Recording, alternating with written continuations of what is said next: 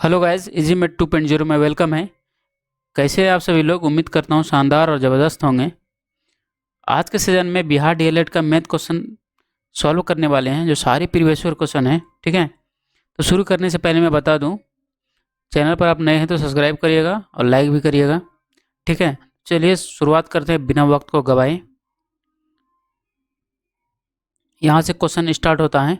देखिए, इसको बनाना है। ठीक है, बोला है cot x माइनस 10x बटे cot 2x। ठीक है, देखो ये क्या करना है, ये जो cot x है इसको cot x ही रहने देंगे। ठीक है, ये जो 10x है इसको कन्वर्ट करेंगे। ठीक है, क्योंकि सारे तब cot ही हो जाएगा तो बनाने में आसान हो जाएगा। ठीक है, देखो cot x 10x का क्या होता है फॉर्मूला 1 बटे cot x। ठीक है, इसको 1 बटे cot x। ठीक, अब देखो ये जो फार्मूला है इसका ना फार्मूला होता है cot 2x का। कौन सा फार्मूला होता है? cot स्क्वायर x माइनस 1 बटे क्या हो जाएगा 2 cot x। ठीक है, सारे कॉट में कन्वर्ट हो गया। ठीक है, और भी बहुत सारे तरीके से बनेगा। जैसे कॉट एक्स है साइन बटे कॉस में कन्वर्ट करके बना सकते हैं। ठीक है, और ये 10 को कॉट में बदल देंगे, सारे कॉट हो जाएगा, तो फिर सॉल्व करने में आसान हो जाएगा। बट मैं दूसरा तरीका बता रहा हूँ अलग तरीके से। ठीक है, तो ऊपर वाला क्या लेंगे ना, नीचे 1 है, भिन्न का घटा हो गया। ठीक है, तो क्या हो गया 1 और कॉट एक्स का एलसीएम लेना है। ठीक, तो क्या होगा एलसीएम कॉट एक्स होगा। ठीक है, अब ये कॉट एक्स से इस कॉट एक्स में गुना करेंगे। पहले 1 से इसमें डिवाइड करेंगे कॉट एक्स में। ठीक है, तो लौट के क्या है कॉट एक्स को इसमें गुना करेंगे तो ये 2 बार हो जाएगा। ठीक है, और ये मिल रहे हैं सेम है तो इसको सिर्फ 1 ही रहेगा। और ये पूरा हो गया, ये वाला लिखना है यहाँ पे कॉट स्क्वायर एक्स माइनस 1 और 2 कॉट एक्स। कोई दिक्कत?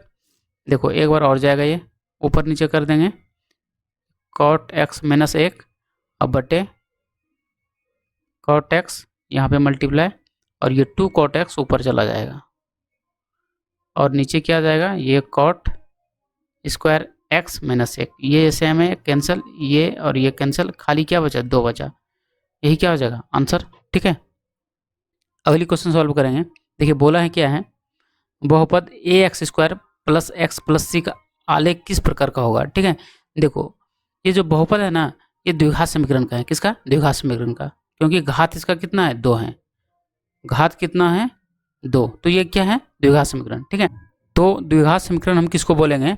जिसका घात कितना होना चाहिए, अधिकतम घात कितना होना चाहिए 2, उच्चतम घात कितना होना चाहिए 2, तो उसे हम क्या बोलेंगे द्विघात समीकरण। ठीक है, अब देखो द्विघात समीकरण का एक y बराबर क्या होता है 4a एक्स पर स्क्वायर। ठीक है, इसी पर जो है ये परवलयाकार जो है मेरा बनता है।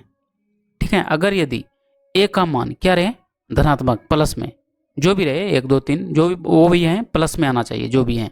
ठीक है, तो मेरा जो है कैसा बनेगा परवलयाकार इस तरह से, ये पूरा यहाँ से ऐसे।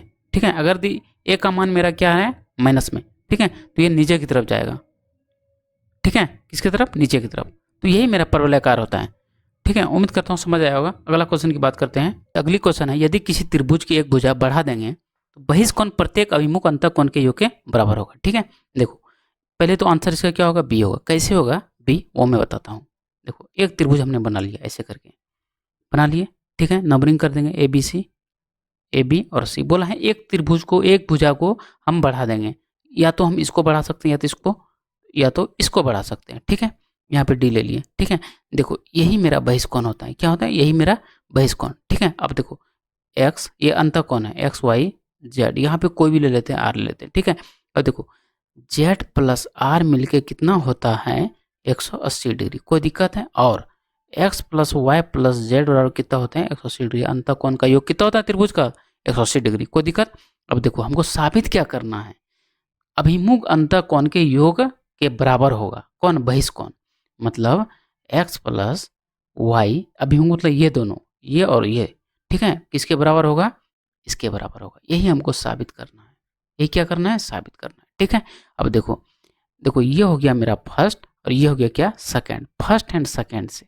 ठीक है, इधर x ये दोनों को क्या करेंगे बराबर करेंगे, z प्लस आर, ये खत्म हो गया, ये क्या बच गया मेरा, यही ना हमको साबित करना है। मतलब ये दोनों जो हैं, ये जो दोनों जो हैं इसके बराबर हैं, यानी बहिष्कोण के बराबर हैं।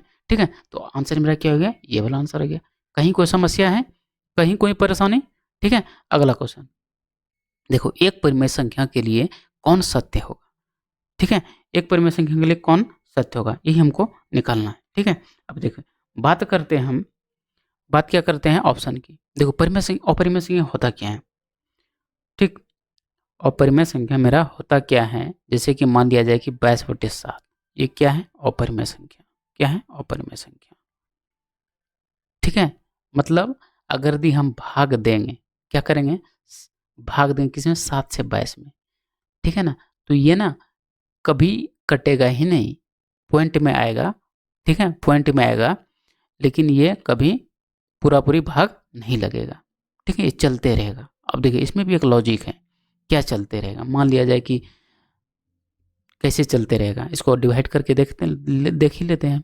21 हो गया, यहाँ पे 1 आ गया, ठीक है, अब तो कटेगा नहीं, पॉइंट देंगे 0 आएगा, एक बार में फिर 0 आ जाएगा, 28 हो गया, एक सेकंड अभी मैं बता रहा हूँ इसका क्या लॉजिक है, 2 20 आ गया, 2 बार में 14 आ जाएगा, ये आ गया, फिर 6 आ जाएगा, 60 आ गया, 8 बार में 56 आ गया, यहाँ 4 आ गया 40, अब फिर 5 बार में 35 आ गया, फिर 5 बार में 50 आएगा, 49 आ जाएगा, अब यहाँ से प्रारंभ होगा मेरा 49, एक आ गया, एक आ गया ना, अब फिर यहीं से स्टार्ट होगा, तो फिर कितने बार में, एक बार में, तो यहाँ से फिर प्रारंभ पुनरावृत्ति स्टार्ट होगा यहाँ से यहाँ तक, फिर अगला जो यहाँ से 1 से स्टार्ट होगा ना, ये 1 4 2 8 5 ये सब, फिर अगला इसी तरह चलता रहेगा, मतलब ये अशांत हो गया, क्या हो गया, अशांत हो गया, ठीक है। तो अशांत अनावर्ती होगा ये वाला ऑप्शन, ऑप्शन नंबर बी, ठीक है, अशांत अनावर्ती।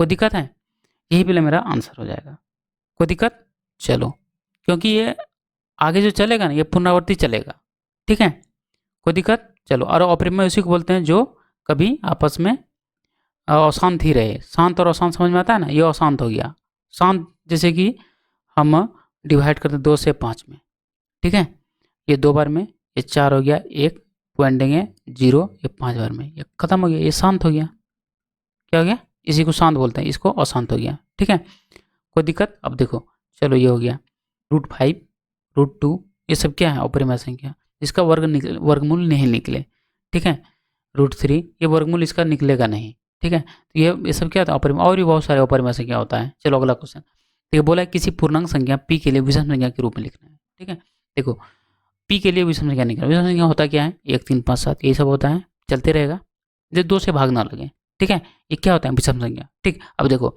बोला है कि इनमें ऑप्शनों में से कौन सा विषम संख्या है p के लिए, ठीक। अब देखो मान लिया जाए कि हम p का मान जो है 1 2 3 4 5 ये सब रखना है p की जगह पे, ठीक है, तो जैसे ये वाला ऑप्शन है गया, ठीक है, एक मान रखते हैं, तो कितना हो गया 3 1 4, क्या दिया, अच्छा एक रखेंगे ना, तो यहाँ पे एक दिए 2 1 3 हो गया, ठीक है, अब 2 रखना है p की जगह पे, तो 5 हो गया, ठीक है, अगर यदि हम 3 रखते हैं तो कितना हो गया 7 दे दिया, ठीक है, अगर यदि हम 4 रखते हैं 4 रखेंगे 9 दे दिया, क्या दे दिया 9 दे दिया, इसका मतलब ये हो गया कि मेरे सारे विषम संख्या आ रहा है, सब विषम संख्या है, ये सब क्या है विषम संख्या है, ठीक है, तो ऑप्शन नंबर पहला ही होगा। अगर ऑप्शन नंबर बी चेक करते हैं p बराबर 1 2 3 4 ये जो है ना होगा ही नहीं, क्योंकि ये प्राकृत संख्या आ जाता है, ठीक है, हमको बोला ही है विषम संख्या, अगर p+1 पे रखें,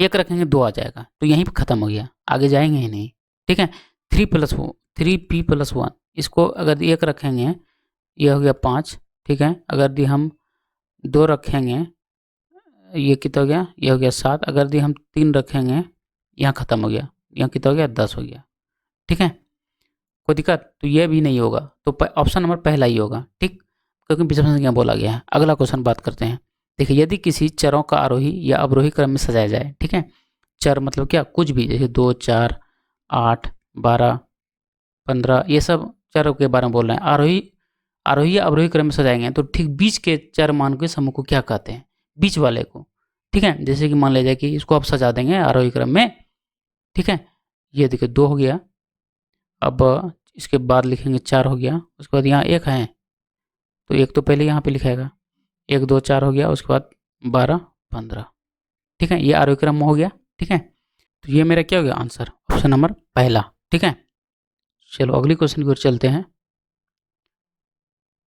बोला है यदि एक त्रिभुज में एक भुजा का वर्ग अन्य दो भुजाओं के वर्ग का योग के बराबर है तो पहले भुजा के सम्मुख कोण क्या होगा। ठीक है, देखो क्या बोला है, एक त्रिभुज ले लिए।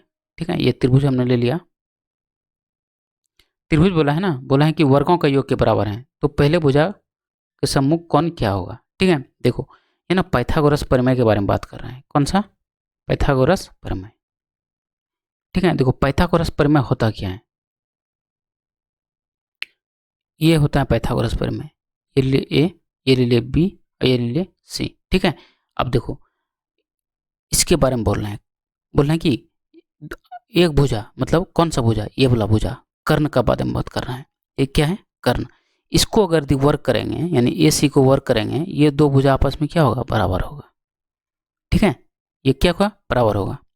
ठीक है, कैसे देख भी सकते हैं, जैसे कि मान लिया जाए कोई संख्या लेंगे, ये हमने ले लिया ए सी ले लिया कितना 10 ले लिया, ये कितना ले लिया 8 ले लिया और ये कितना ले लेंगे 6 ले लेंगे। ठीक है, अब देखो इस कर्ण का स्क्वायर यानी 10 का स्क्वायर करेंगे 100 होगा, ए बी का स्क्वायर करेंगे 64 हो जाएगा और बी सी करेंगे 36 हो जाएगा। ठीक है, तो इसको ऐड करेंगे, ये 100 हो गया, इधर 100 हो गया, ये क्या होगा? बराबर होगा। ठीक है, अब देखो इसके सम्मुख कोण, किसके सम्मुख कोण? ये कर्ण के सम्मुख कोण। ठीक है, क्या होगा? 90 डिग्री होगा। ये क्या होगा? 90 डिग्री होगा। कर्ण के सम्मुख कोण क्या होगा? 90 डिग्री। तो यही मेरा ऑप्शन होगा, 90 डिग्री मतलब समकोण।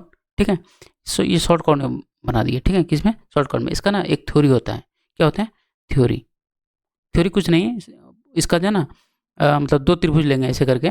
ठीक है, और इसको ले लेंगे ए बी सी और इसको डी ई एफ लेंगे। ठीक है, दोनों को सर्वसम करके फिर हमको प्रूव करना पड़ता है इस थ्योरी को। ठीक है, बट ऑप्शन अभी इसको लेंगे, कोई दिक्कत? चलो अगली क्वेश्चन।